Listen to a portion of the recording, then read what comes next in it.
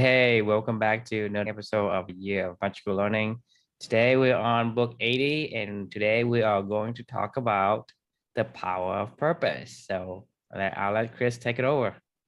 Yeah, so this book was an interesting one. Are you guys like history buffs at all? Like, you guys like, reading about history, learning about history in general? Is that something you guys care about? Depends on what it is. I find it interesting, but I can't say I do a lot of like pursuing knowledge. Yeah. I like history for the lesson. Yeah, I agree with that. I don't know why, man. I could put it on like the History Channel and just let it play like Sports Center or something like that, almost just on a loop, and just watch World War II documentaries or whatever. I don't know. It's kind of fascinating to me for some weird reason. There's some podcasts, some guy does these podcasts that are like, he gets really in depth about certain like historical events. You know what I'm talking about? No. I gotta figure out the name. I gotta send it to you. Yeah, I'm sure I'll be interested. But today's book and reflection are along those lines. It's a book called 1776 by the author David McCullough. This is about 1776, the Revolutionary War. Independence. It was the story of Washington and his troops and battles that he fought in, and all the little subtle nuances that went on here and there amongst the ranks of the Americans as they tried to fight the British, and all the challenges they had to overcome. And so a really well-written book. Like, it was just kind of captivating and it kind of sucked you in, and it was really interesting of a book. So I enjoyed it. I thought it was really cool. But the reflection that this book generated for me was the title up here, which is Purpose Always Prevails. And, I started off this reflection by talking about, like, if I've learned anything over the past couple of years, it's that whole concept from like a man's search for meaning, he who has a why can overcome any how. And the story of the Revolutionary War, I feel like, is no different. I didn't really understand, I don't know about you guys, when like growing up, like, for like Blake and I as little kids, growing up, it felt like, guys like George Washington and Thomas Jefferson and those heroes of the Revolutionary War, and like Paul Revere, and all these guys you hear about were like these almost like mythological characters, that it was like these guys that just played this really awesome role in this underdog story of the US beating the British. We were just the big underdog, and somehow we pulled it off with everything against us and no hope, really. We should have got our ass wiped off the face of the earth, and somehow we prevailed. Heroes almost. What's that? Like superheroes almost. Yeah, like almost like superheroes, right? So like when I was a kid, it was like a fun story, but I didn't really get it, and I still honestly didn't get it until this whole journey started with, from Amelia to where we are to today, of how the Americans beat the British. And as I was reading the story and reflecting more and more through this whole entire journey, it was the concept of the purpose always prevails. Like the United States, the colonies, the revolutionary, the citizens that were over here that were fighting for what they were fighting for, they were fighting for a purpose. They believed in the core values that were founded on this country. That was a part of them. They cared deeply about this stuff. And when you care deeply about things, you find a way.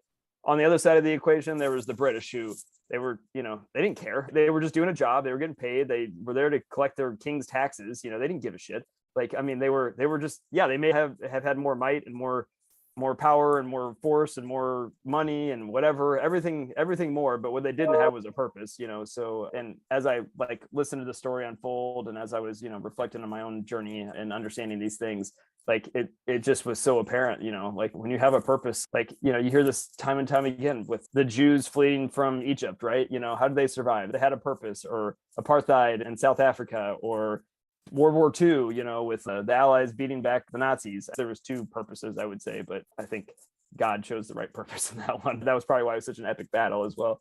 Yeah, I mean, it was just the overall idea that if you really want to change the world, find your purpose and unite a tribe around you and watch out. That was what I felt like when I read this book. I'll turn it over to you guys. What are your thoughts?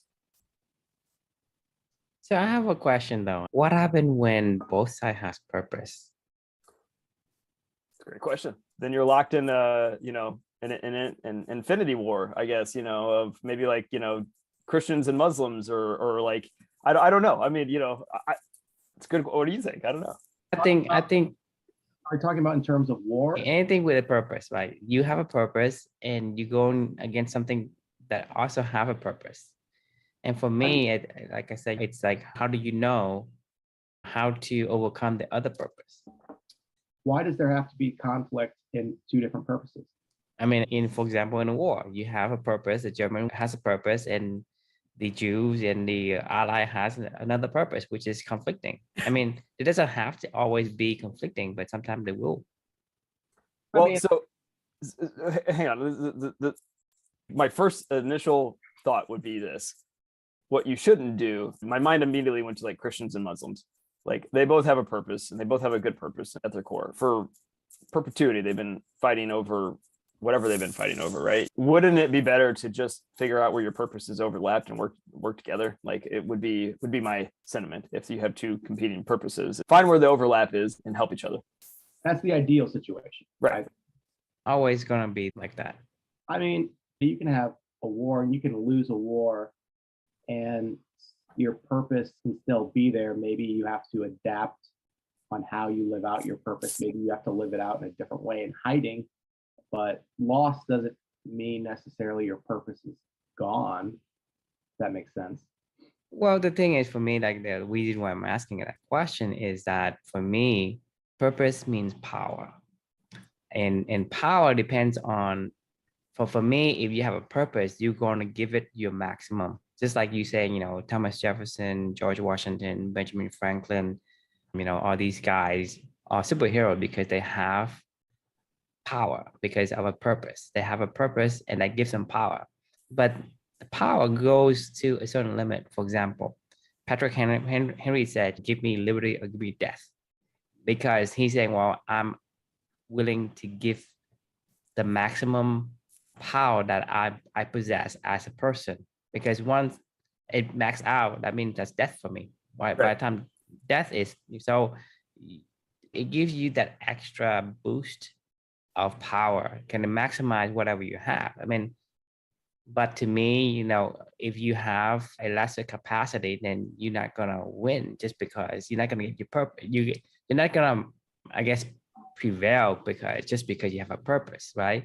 Because at the end of the day, because for me, I really understand what freedom meant when I didn't have it in my own country. That's why, like we talked about before, jumping out of a frying pan, right, into the unknown. Why people immigrate? You immigrate because you are oppressed by your freedom, and you jump over here. And over here, you understand the value of freedom. For me, now that I have freedom, right, there is nothing you can do to take that away from me unless you basically end my life, because I will give it my all. And to me, that's a purpose. So purpose is giving you the extra boost to maximize all of your energy reserve to do whatever it is to make that single focus happen, right? And with the Americans, they have a purpose. They were trying to escape from the oppression, from the British rule, for freedom of practicing life, religion. liberty, and the pursuit of happiness. They get oppressed, being oppressed by the guy from afar. So their purpose grew. So they say, hey, give me this, or take my life. Give me liberty or give me death. Right? That's a famous quote. And to me, that's why I said, you always have a choice because of that particular saying. You always have a choice, right? The choice is, because people say, hey, they make me do it, blah, blah, blah. So no, you have a choice. You always have a choice. At the end of the day, you have liberty or death, right? So that's a choice you can make. You can say, I won't do it. You're going to have to take my life or whatever. But it's not something that I'm willing to accept. For example, if you take my freedom, I'm not going to accept it. But will I get my freedom? Maybe, maybe not, depending on how powerful your opposing purpose will be. In the instance of the British, they didn't have as much purpose. But if I think they have as much purpose, then America wouldn't exist today. Same thing with the Nazi and the Germans and the World War II. The Ally has a purpose. The Nazi has a purpose. It's just that they are neck and neck. That's why the war lasts for so long. And then it's just a matter of who makes the mistakes and who has the upper hand in the war. Because if you're looking at all the decisions that's been made, Germany could have won. Sure. I mean, right? Because they have a strong purpose as anyone else.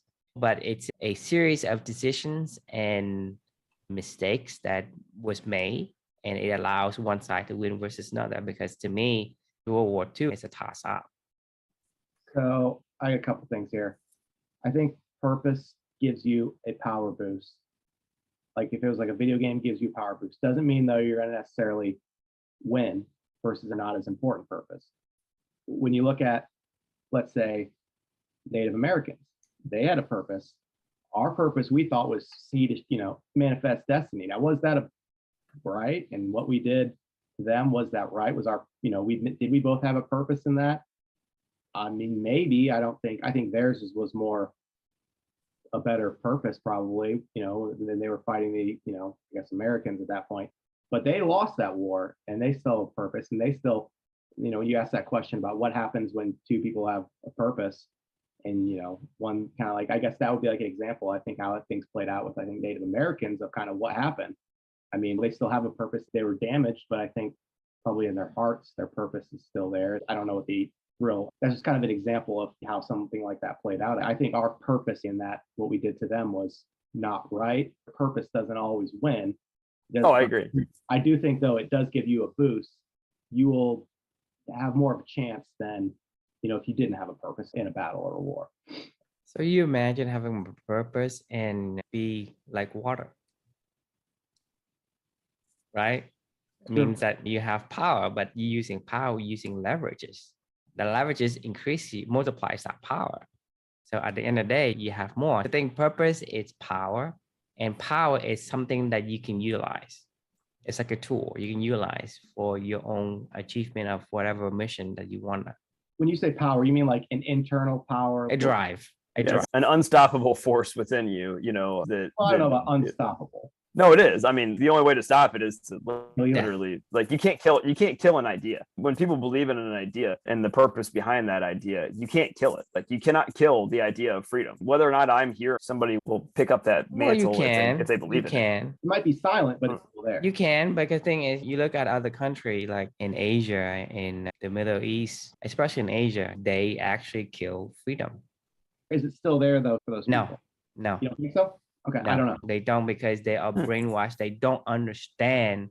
They believe in things that, to you, it's like, what the hell are you thinking? It's like, it doesn't make sense at all, but that's what they believe. They believe in the wrong thing. When you have, I guess, another perspective, because most people in Germany, right, all the soldiers in Germany, like 98% of them believe in white supremacy and killing all these Jews.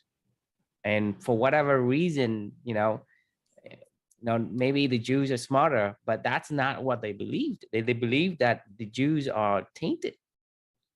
Brainwashing? Yeah, brainwashing. Because for example, in Vietnam and China right now, they control Google. They control what articles are published, what articles are not published. So they control every single aspect of information going through to the audience or to the citizens.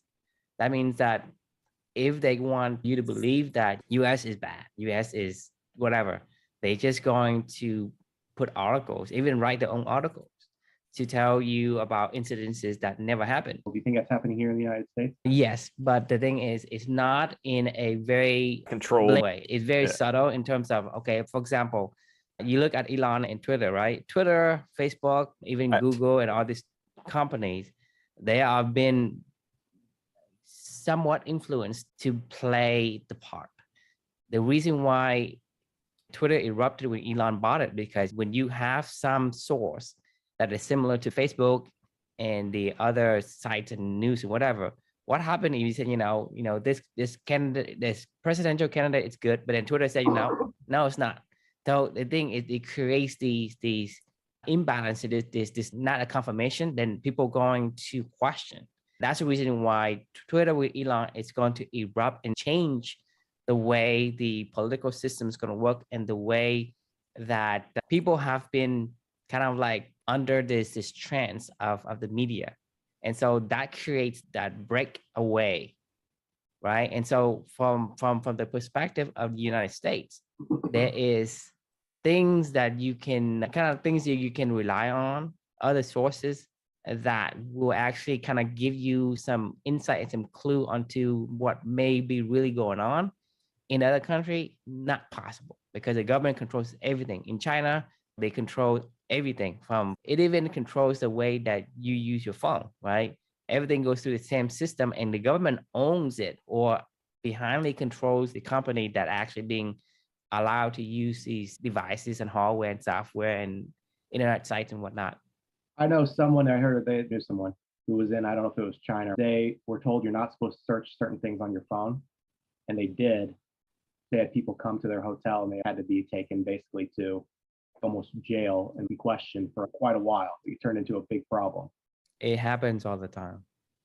I mean, that's the thing is in the modern world, the country over there are actually being worst because, you know, people know before you can run, you can hide, you can, I mean, it's harder. It's not sustainable. You can't stop the spread of an idea. Like, I mean, it's not sustainable. They can try, but it's not sustainable. I mean, like this is what I was saying with the whole, like, you can't kill an idea that if somebody believes in an idea, you can't. Yes, you can. No, you can't. No, you like, kill the person. No, you can't. So here's why I'm saying that. You can maybe try to do that. This is what they tried to do in the Soviet Union or whatever. This is what they tried to do. This is, you know, talk about two purposes competing against each other. The Cold War, right? Talking about the idea of Russia and Ukraine. This is 2022, Chris. Russia is still invading Ukraine. I didn't say that people aren't going to try to kill an idea. I'm saying you can't kill an idea. How about it is possible, but you cannot guarantee it. It is not possible to kill an idea if it lives in somebody's head. As long as that person is alive. So unless you kill those people who have that idea. And they do. You can't kill everybody. This is my point. It's not sustainable. Yeah. It's not sustainable to fight. That's what other country does. If you have it, unlikely. They won't be here in 300 years or 100 years or 50 years. In America, you're talking about people like Ansel Key and all these people who've been bought by, like Harvard professor that have been bought by China's communists to do this and that and the other. I mean, and they are the one, you know, even for the pharmaceuticals, right? They are the one that pushing the agenda. That's why you have like the sugar associations, the farmers associations, and all these whatever tobacco associations. You guys are saying the same thing. I feel like Chris. I agree. I don't believe that it will ever happen. Drew, you're saying it is possible. You're saying I don't believe you could kill. You know, you're going to kill everyone. Drew saying you could. It's like spraying Roundup in my yard every year. It's a fool's errand. I think I can control the weeds. They grow back all the time. It never stops. You could kill all the weeds, but it'll grow back. Right. It will always grow back. Like, I mean, it cannot stop it. Like that. Like, if anything, you should probably create a sustainable garden out there. True, you're a gardener. Create a sustainable garden. That you, like, so what happened if I take the whole backyard and I put concrete over it? It'll grow back. Like, maybe not in your lifetime, and in thousands of years it will. Or keep doing it. Because the thing is, it's always this yin and yang, okay? You go back, you kill it, you go back, you kill it. We're talking in circles. Well, I don't disagree with what you're saying, the idea that people will try to kill it. Like, I'm saying that you can't. That's not how life works. When there's an idea that people care about and that it matters, it will always come back. Like, it will always be there. It will always live as long as somebody believes it. And but that's the thing is, for me, it's like you know, the saying is, you know, never say never. It's the same thing. Like you say, well, you can't. Well, mostly you can't, but doesn't mean that absolutely you can't. You guys both have valid points. I don't know that we're disagreeing at all. I do agree with you, Blake. I think we're saying the same thing. I'm not disagreeing with what True is saying at all. I 100% acknowledge that there are people out there. Like, this is the point of the reflection, is purpose will always prevail. It's like a weed, right? You know, it'll always But that's the thing. I disagree with the always. I think, you know, I agree with the purpose having the power boost, but at the same time, it's not always. Like I said, you know, the saying, you never say never, right? So saying always is kind of, I don't know, because I maybe become a little bit more that's fair. Purpose never dies. Purpose, you know, maybe it doesn't always prevail, but you know, you might kill it once, but it might come back and try again. It'll always come back. Like, so what happened if you destroy the earth? Will it come back? I don't know. I don't know.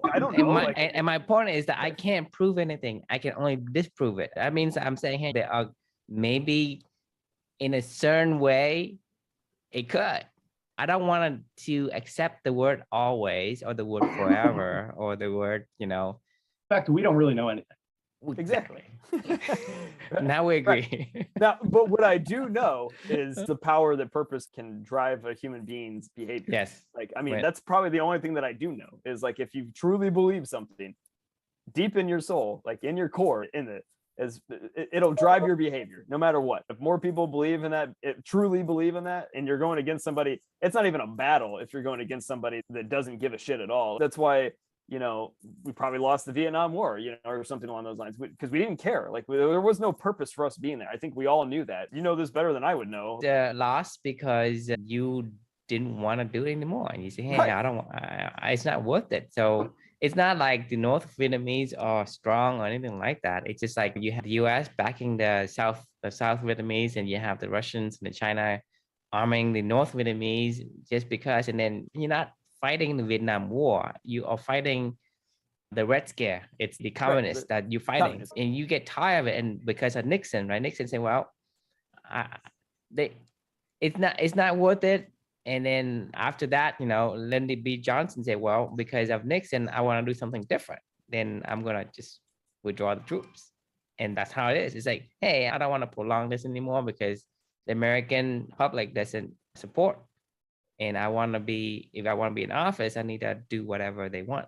And it's a propaganda. It's the US has a purpose. The purpose, so I don't want to be in Vietnam. Right. right. And then the North Vietnamese have a purpose too, but at the same time, the purpose of the American public is kind of aligning with the purpose of the Vietnamese. So regardless of how strong the North Vietnamese are, they would win regardless, because North Vietnamese will want to surrender multiple times.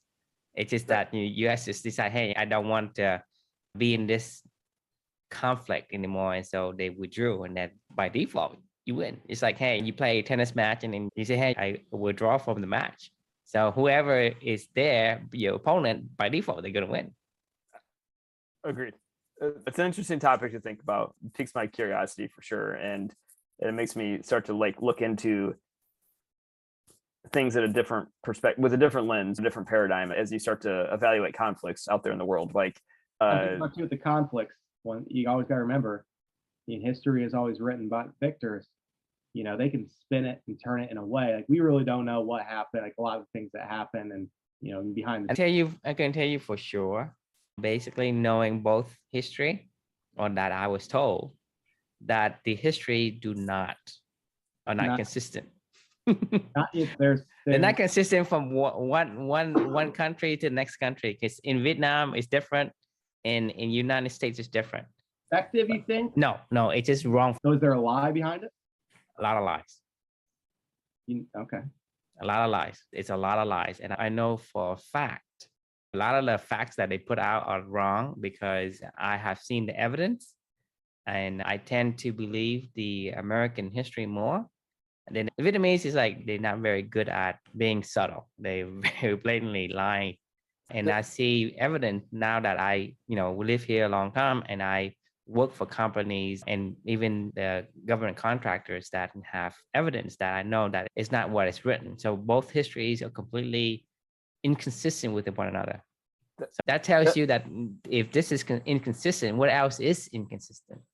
So that's the difference between, in my opinion, narratives, which are human driven, and purpose, which is, I don't know where it comes from, but it's different driven. It's not driven. It's still human driven. I don't know. I don't feel like purpose is driven. I don't know where it comes from, and I don't know. Well, if you don't know where it's coming from, why can't you? I don't reject it. It's coming from human. I'm saying I'm coming from a higher power of almost like a higher being, a higher something. No, I mean, you look at Germany. Germany, it is possible.